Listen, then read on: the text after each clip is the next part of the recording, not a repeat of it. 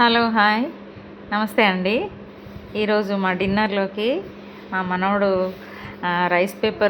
Crispy rice paper dumplings అడిగాడండి. అవే చేస్తున్నాము మేము. చూడండి, ఆ రైస్ పేపర్స్ అలాగ తీసుకొని వాటర్ స్ప్రే చేయాలండి. వాటర్ స్ప్రే చేసేసి పెట్టుకొని అందులో మేమైతే నూడిల్స్ పెట్టామండి స్టఫింగ్కి.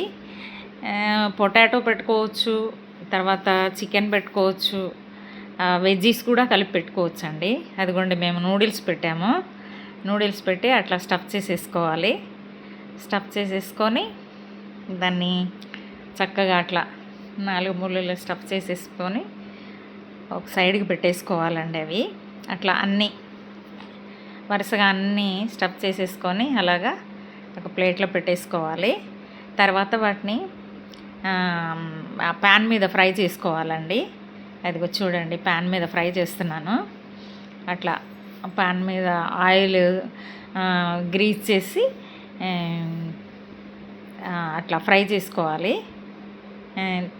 కొంచెం బ్రౌన్ కలర్ వచ్చే వరకు, లైట్ బ్రౌన్ కలర్ వచ్చే వరకు ఫ్రై చేసుకొని పెట్టుకోవాలి.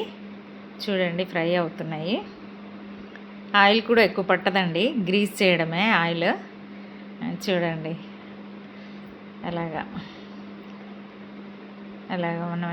మేము 2 వేసాము, 3-4 కూడా వేసి ఫ్రై చేసుకోవచ్చు. చూడండి, రెడీ అయ్యాయి. చూడండి, చాలా బాగా వచ్చాయి. ఫస్ట్ టైం మేము చేసాము. చూడండి, అయినా చాలా చక్కగా వచ్చాయండి. చూడండి అంత బాగా వచ్చాయో. మీరు కూడా ఒకసారి ట్రై చేయండి ఇలాగా. ఇప్పుడు సర్వ్ చేసుకుందామండి ప్లేట్లోకి. అదిగో టొమాటో సాస్ తోటి సర్వ్ చేసుకున్నామండి. చూడండి ఎంత బాగున్నాయో. లుక్ వైజ్ కూడా చాలా బాగున్నాయి. చాలా టేస్టీగా కూడా ఉన్నాయండి. మేము తిని చూసాము, చాలా బాగున్నాయి. మీరు కూడా ట్రై చేయండి. వీడియో నచ్చితే లైక్ చేయండి, సబ్స్క్రైబ్ చేసుకోండి.